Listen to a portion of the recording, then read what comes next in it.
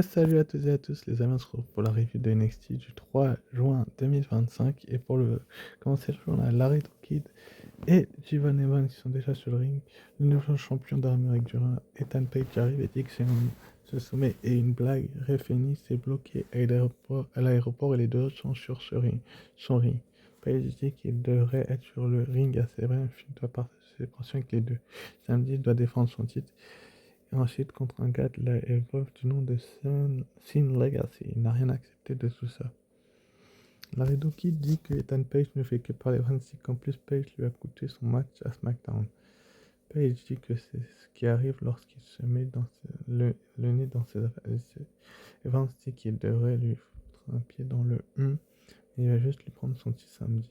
La musique de Sin Legacy dit que Page l'a dit, il va affronter le gagnant de World Collide pour le titre.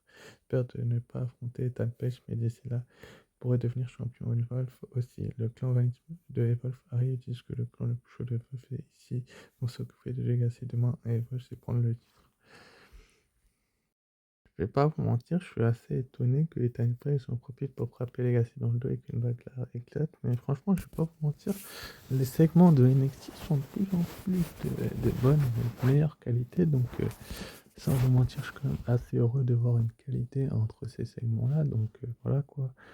On a quand même trois très très bons talents qui vont affronter Ethan Page du côté de World Collide oui, ce samedi. Mais en attendant, Sun Legacy profite un petit peu de ce moment-là pour un petit peu pour rappeler que lui aussi a une chance pour le titre d'Ethan Page qui a détrôné Ricky Sayes pour ceux qui ne le savent pas la semaine dernière. Du côté de NXT en le blessant également, mais franchement c'était un match hors du commun. Et là, on a un segment hors du commun également, donc c'est quand même une bonne chose de voir que le Vanity Project est donc également présent euh, et que c'est vraiment un segment hors du commun. Donc j'ai aimé ce qu'ils ont fait. Donc on va avoir un moment de la bagarre qui éclate la Legend Série pour séparer tout le monde. On va avoir Jivon Evans, Sun Legacy et Laredo Kid qui vont faire un triple saut à l'extérieur du ring sur tout le monde en même temps. Donc c'était quand même un bon segment pour lancer ce NXT. Et donc j'ai vraiment aimé ce qu'ils ont fait. Côté de la WWE, j'ai apprécié ce qu'ils ont fait. Donc c'est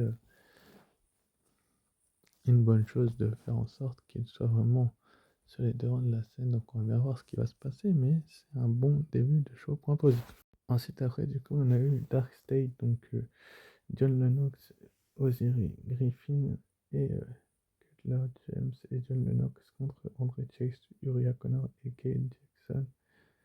C'était quand même un match assez intéressant. Je vais pas vous mentir, j'ai l'impression que la WWE aime ce clan qui est Dark State. Moi aussi, je commence à l'apprécier. Au début, j'avais du mal à les aimer, je vais pas vous mentir. J'ai trouvé que le clan n'avait pas besoin de grosses victoires tout de suite, mais là, franchement, ce que la WWE a fait, c'est une excellente idée. C'est-à-dire qu'ils mettent le monde de Dark State à tour de rôle à lutter, et c'est peut-être ce qu'il y avait de mieux à faire pour le début du clan. Maintenant, il faut voir ce que ça va donner. Le clan dure quand même depuis un petit moment. Il est construit petit à petit et c'est quand même une bonne chose de voir Dark State, Dark State mis en avant. Donc j'apprécie ce que la double fait et contrôle et gère ces derniers temps. Donc on va bien voir ce qu'ils font du côté de la WWE avec Dark State. Mais franchement, j'aime beaucoup comment le clan de Tandre Chase, donc Chase You, s'est fait un petit peu, on va pas dire éteindre, le mot est un peu fort quand je dis éteindre, mais ils ont quand même réussi à, à gérer la majeure partie des choses du côté de la WWE, d'être mis en avant ces derniers temps, ces dernières semaines, mais je sais pas, j'ai l'impression que ce clan-là, ils veulent le construire petit à petit de plus en plus fort, donc le fait que ça soit un six-man tag team, c'est une bonne chose, c'est une très très bonne idée, donc c'est peut-être ce qu'il y a de mieux à faire du côté de la WWE NXT. Mais quand même, je sais pas, Dark Stage, j'ai l'impression que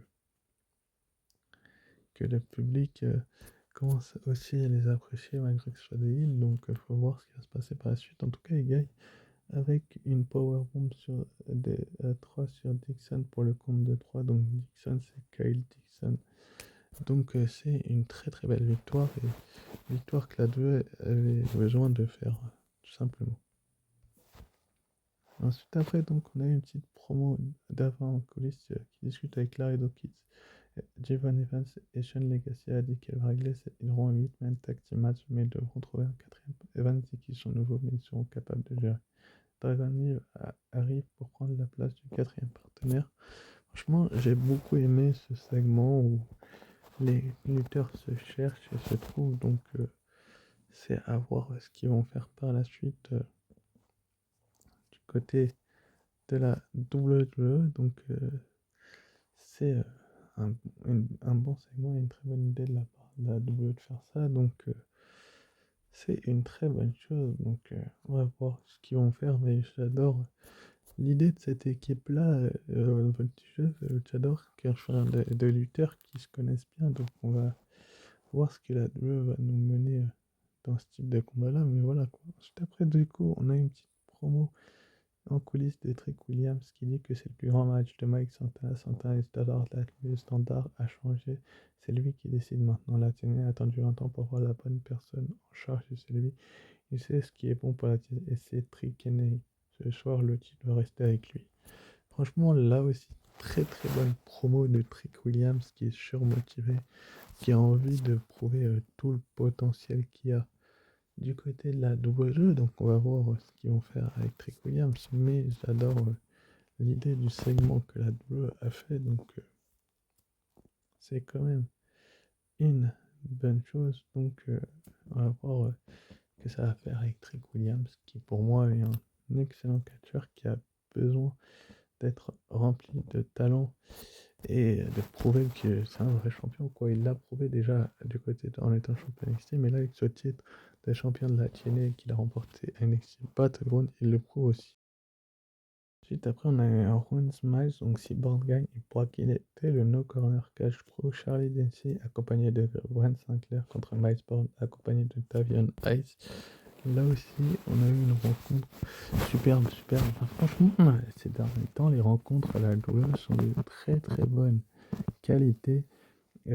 Comment je peux vous expliquer ça? C'est-à-dire que je pense que la WWE a enfin compris que les matchs doivent être construits de bonne qualité et doivent prouver que, que ça soit une bonne chose. Donc on va voir ce qu'ils vont faire. Mais quand même, franchement, ils ont besoin de prouver ce qu'ils valent dans le ring. Donc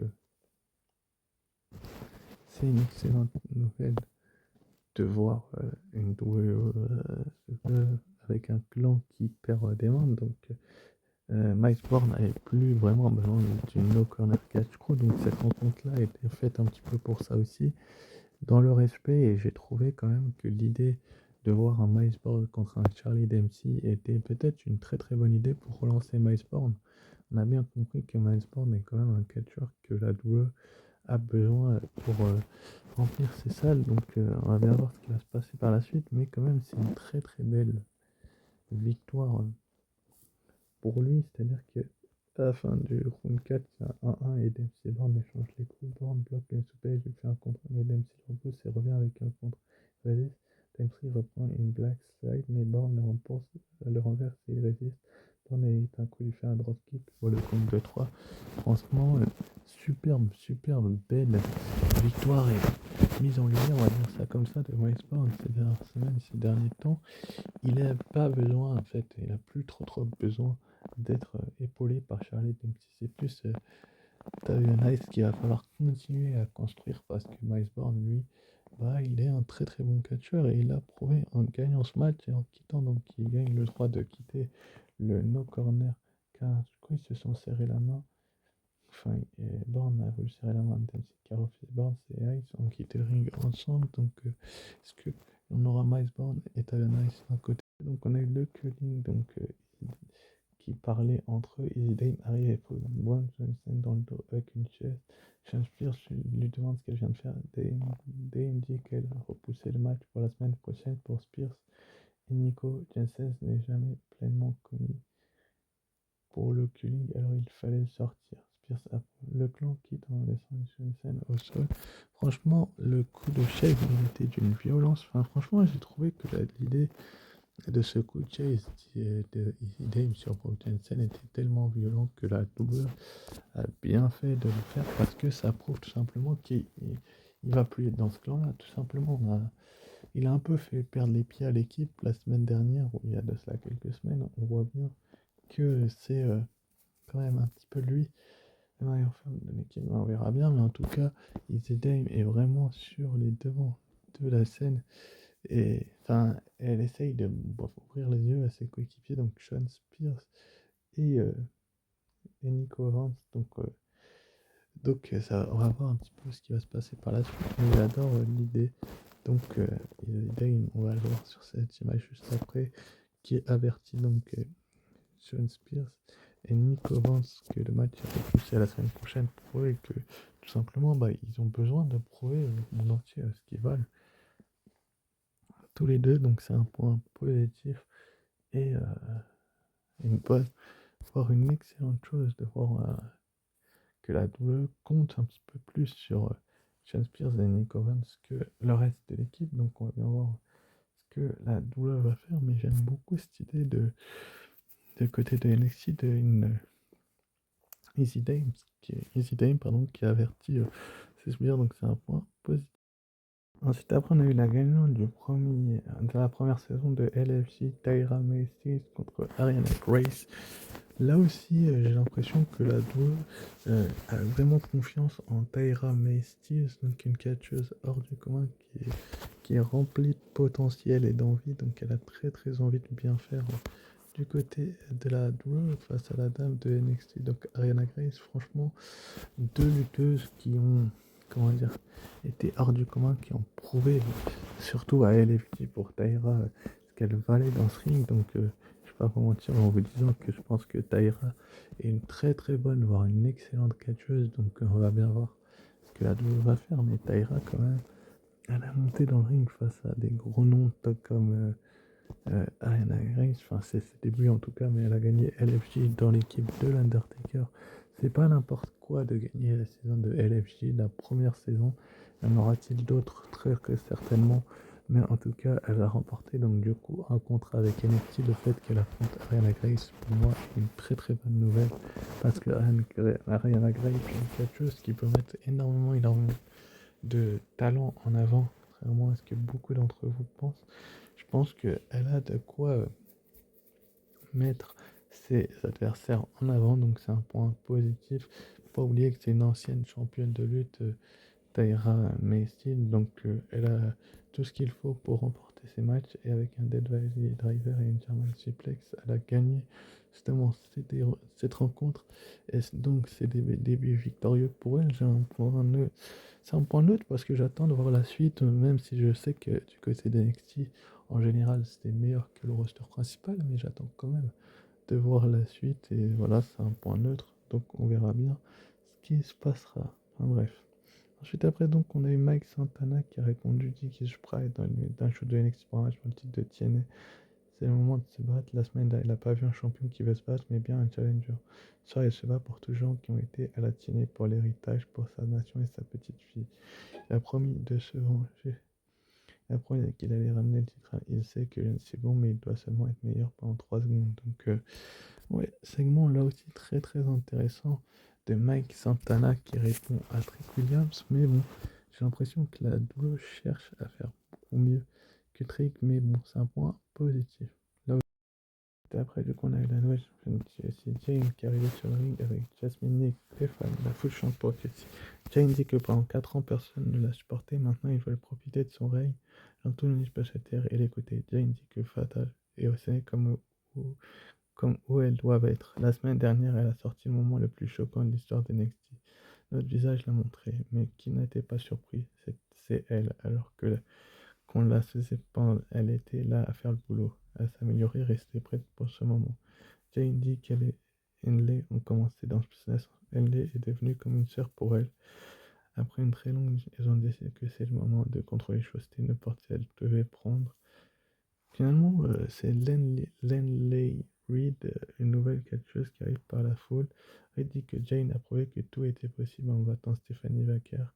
Elle attendait son moment avec ce roster bien complet, mais Jane a réalisé qu'elle doit prendre sa place. Enfin bref, on a eu une promo de Jessie Jane que j'ai beaucoup aimé, qui va se faire interrompre ensuite par donc Lola Vice qui dit que ce titre ne revient pas à fin talent et elle veut, elle veut le ramener à Vice City, donc c'était quand même une chose assez intéressante que la WWE fasse ça à Jessie Jane, donc je vais pas vous mentir, j'ai trouvé que c'était très cool de voir une nouvelle championne à personne de Jessie Jane. C'est vrai qu'elle a raison que les fans n'ont pas énormément cru en elle les derniers mois. Et, et c'était une bonne chose, mais quand même, il y a un mais, c'est que je pense que la WWE sait très bien ce qu'elle fait ces derniers temps. Donc c'est une bonne chose de la voir être mis en avant de la sorte. Il n'y avait pas grand monde de toute façon qui pouvait battre Stéphanie Wacker et elle l'a fait, elle, cet exploit-là. C'était quand même assez une surprise parce que pas beaucoup d'entre nous ne s'y attendaient. Enfin bref, en tout cas, il y a beaucoup de monde qui fait son titre. Il y a Lola Vice, il y a Jordan Grace également. Il y a Jada Parker, il y a également Kelani Jordan et enfin, il y a Thea Hill et je crois que c'était Lash Legend, pardon, et elles veulent toutes le titre. Et une bagarre a éclaté à un moment donné. Enfin, bref, elles ont toutes argumenté. Avant, on se demande ce qu'elles faisaient à ce moment-là. Mais bon, on va bien voir qui va être la prochaine et la première prétendante à défier Jessie Jane. Mais en tout cas, pour le moment, on voit bien elles font toutes la queue pour le titre, que ce soit Terry Hill, Jada Parker, Kelly Jordan, Ashley Young, Jordan Grace ou Lola Vice. Enfin, il y a beaucoup de gens de lutteuses qui veulent le titre, donc ça va partir finalement en bagarre. Les gens savent pour séparer tout le monde. Melanie Rain, elle était toujours sur le ring à ce moment-là, enfin derrière Jessie Jane, mais une bagarre a éclaté. Et c'est quand même assez surprenant qu'il laisse une bagarre éclater et que personne n'intervienne, quoi. D'habitude, Ava intervient et arrête un peu tout le chaos. Là, elle n'a pas arrêté le chaos, elle a laissé le chaos continuer jusqu'à que les agents de sécurité arrivent pour repousser finalement les adversaires. Donc c'était quand même assez surprenant de voir une, des agents de sécurité qui sont repoussés. Jessie Jane, elle ne sait pas trop quoi faire. Ça l'a fait un peu marrer Fallon et les gens qui pointent du doigt. Ça fait marrer également Jasmine Nix. À ce moment-là, donc elle pose sur le ring Jessie Jane à ce moment-là. Et au moment où Jessie Jane pose sur le ring, c'est peut-être le meilleur moment de cette NXT, c'est que finalement, les rumeurs allaient bon train, c'est vrai, ces dernières semaines, mais personne n'osait vraiment imaginer ce qui allait se produire. Donc on va bien voir ce qui va se produire. Je vais pas vous mentir, c'est que Jessie Jane, donc elle pose avec son titre, cela raconte un peu, et tout le monde rigole, qu'elle se bat, et finalement les lumières vont s'éteindre, et donc Maria May va apparaître sur le podium. Maria May dit qu'elle est enfin arrivée. Maria May dit qu'elle peut la nommer comme la prochaine championne, car la meilleure décision du catch vient de devenir encore plus charmante.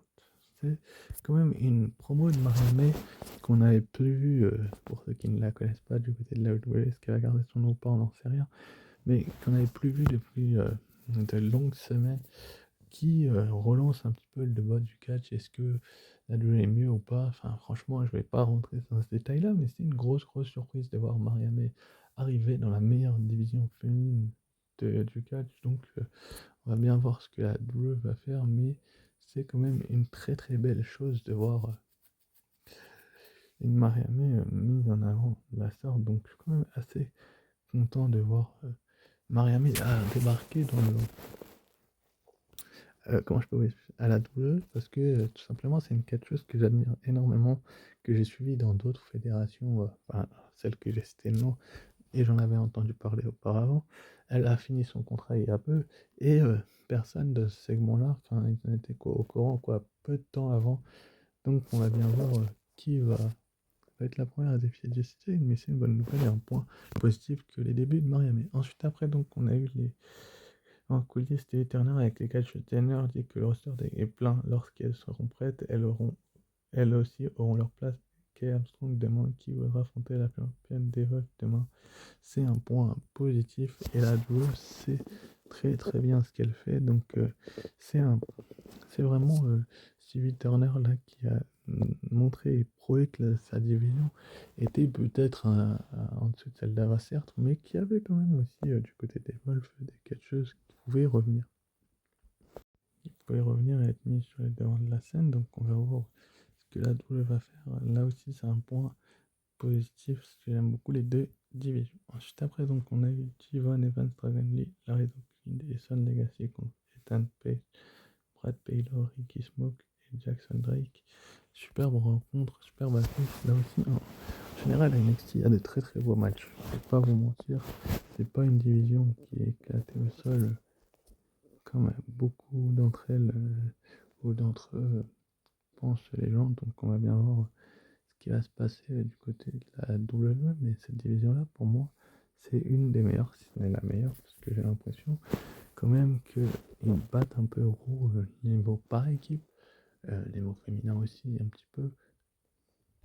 Niveau féminin aussi un petit peu. Donc je vais pas vous mentir, j'ai l'impression que la WWE fait une vraie division, même SmackDown, il y a match, parce que je trouve qu'il y a quand même des catcheurs d'NXT qu'ils mériteraient leur place à SmackDown. Bon, il y en a de nouveaux qui sont arrivés récemment, on a été impressionné, enfin personnellement, j'ai été impressionné par le fait qu'ils s'habituent aussi rapidement, pas vous mentir, mais quand même, il y a un monde où la WWE fait en sorte de faire en sorte d'être vraiment mis en avant. Là, on a quand même eu un Opposition Dragon sur Baylor des Dragon Lee qui a vraiment permis la Toulouse d'être mis en avant de la sorte. Ça va faire gagner son équipe, donc Dragon Lee, Javon Evans, Laredo Kid et Son Legacy gagnent ce match. Et c'était logique en fait qu'ils gagnent cette rencontre, parce que s'ils la gagnaient pas, pour moi, il y avait beaucoup mieux à faire que de les faire perdre, mais il y avait aussi moins bien. Donc, je trouvais la douleur vraiment très très constructive sur ce match-là, sur l'idée de faire ce match. Donc, c'est un point positif, savoir ce qui se passera par la suite en tout cas. Ensuite, après, donc, on a eu Jasper Troy et Obafemi qui ont signé le contrat. Troy dit que pour la première fois, vous devez regarder de plus bas son adversaire, comment il se sent. Obafemi dit que le résultat va rester le même pour le match. Le contrat est signé. Enfin bref, que ce soit Jasper Troy ou Obafemi, ils se cherchent quand même tous les deux ces dernières semaines, donc c'est un point positif du côté de la WWE. Juste après en coulisses, du coup on a eu sur le Rocket qui discute avec Ross Tatum Pack coché contre une caisse. Rocket a dit qu'il a son outil pour aider si besoin. Dame arrive et dit que Paxley a déjà suivi ça et rien de bon lui arrive. Paxley a besoin de se faire repousser ses amis. Franchement, segment assez intéressant entre Sol Ruka, Zarya, Easy et Tatum Paxley. Franchement, j'ai beaucoup aimé l'idée de ce segment où on voit un petit peu la championne d'Amérique du Nord qu'on n'avait pas eu la semaine dernière et qui commence un petit peu à se diriger vers une nouvelle aspirante. On va bien voir ce que la WWE va faire dans les prochaines semaines, mais c'est un point positif et je trouve que la WWE fait ce qu'il y a de mieux pour les affaires, c'est-à-dire que la meilleure division féminine, c'est celle d'NXT, enfin l'une des meilleures, si ce n'est la meilleure, et il le prouve avec la championne d'Amérique du Nord que tu vois aussi la championne NXT, tu vois ainsi que les conseils d'Izzy Dame sont avisés, où elle fixe, elle a un peu de regard sur le titre, on va bien voir ce qu'ils vont faire du côté de la WWE, s'il y aura un match entre les deux par la suite ou pas, mais quand même, seul Ruka devrait se méfier, point positif. Ensuite, après, donc, on a eu Luca Crucino qui a retrouvé Tony Dion critique après leur discussion de la semaine dernière. Bon, c'est sûr, il comprend que Dion ne lui fait pas. Alors, il a prévu d'organiser un match contre Ice Fries pour montrer Dion dit qu'il veut le faire, mais sans son après-prédit qu'ils ne sont plus vraiment une famille. C'est quand même un segment là aussi que la douleur a vraiment monté, où on voit un Lucas Crocivino un peu s'imposer auprès de Tony D'Angelo, et l'inverse est vrai aussi. Donc je trouve que la WWE fait ce qu'il y a de mieux pour les affaires, donc c'est un point positif là aussi. Ensuite, après, on passe au main event, le match pour le titre de champion du monde de la TNA, Trick Williams qui remettrait son titre en jeu contre Mike Santana. Donc, très très bonne rencontre, très belle affiche entre deux catcheurs remplis de talent et de potentiel. J'ai aimé comment la WWE a construit cette rencontre, c'est-à-dire qu'on voit clairement que Mike Santana est un petit peu un catcheur qui vient d'arriver et qui veut tout de suite le titre de Trick Williams qui vient de gagner. Franchement, j'ai trouvé la rencontre d'une très très belle qualité. La joueuse a su faire ce qu'elle fait de mieux, c'est-à-dire qu'elle a su amener le danger chez Mike Santana. Trick Williams a été mis en difficulté, il a gagné d'une façon un petit peu pas très très académique, mais j'ai aimé comment il a gagné, puisque la joueuse sait très très bien ce qu'elle fait et, et prouve aussi que Trick Williams tout simplement est un talent hors du commun et qui a rempli de talent et de potentiel. Il y a la WWE, il y a les autres fédérations, et là, du côté de NXT, j'ai trouvé quand même que Trick a prouvé encore une fois que style de la TNA, il l'a pas volé face à Joe Hendry. Il a tout fait pour le récupérer à NXT Battleground, et maintenant il fait tout pour démontrer au monde entier que c'est pas un champion de transition, que c'est un très très bon catcheur, Trick Williams, et je vous l'ai dit, je vais répéter, le main roster, je pense que ça lui tend les bras pour dans pas longtemps et qu'il devrait peut-être y changer même, mais ce titre de la TNA lui va à merveille. Et franchement, la rencontre en elle-même, Mike Santana a livré un combat hors du commun. Et c'est Casey Navarro et Jeff Francis qui ont coté le match à Santana en lui faisant un show accent à travers la table. Des commentateurs, ils l'ont remis sur le ring parce que Williams a été voir Elijah contre qui va défendre son titre ce soir. Côté de la TNA, et Williams, il a cassé la guitare et ouais, il va faire un running knee à Santana, donc c'est un finish pour le compte de 3 et il va donc conserver son titre, donc c'est un point positif de voir Trick Williams toujours champion NXT. Donc n'hésitez pas à liker, commenter, partager, vous abonner si ce n'est pas déjà fait, n'oubliez pas d'être fan de Catch Your Story, je le dis assez souvent ça. Donc pour la note de ce NXT, je vais mettre un bon 17 sur 20 parce qu'il a été quand même d'une très très bonne qualité que ce show. Donc on va bien voir ce qui va se passer. Annoncé donc pour le prochain NXT, donc mardi prochain, Jasper Troy aura l'opportunité de devenir champion NXT contre Oba Femi. Est-ce que Oba Femi, le rouleur, va continuer à régner, ou est-ce que Jasper Troy, le gagnant de la première saison de LFG masculine, va s'imposer? On verra bien, il faudra être là pour le savoir assez rapidement, donc on va bien voir ce qui va se passer. Et on aura aussi également Stone Legacy qui aura sa chance pour le NXT North American Championship contre le gagnant de Worlds Collide. Donc Worlds Collide, c'est ce samedi, et pour le moment c'est les tag page, mais on verra bien. N'hésitez pas à liker, commenter, partager, vous abonner si ce n'est pas déjà fait. Comme je vous l'ai dit, n'oubliez pas d'être fan de Catch Your Story. Je vous dis ciao, bye, et à très vite pour une nouvelle vidéo. Et ciao, bye.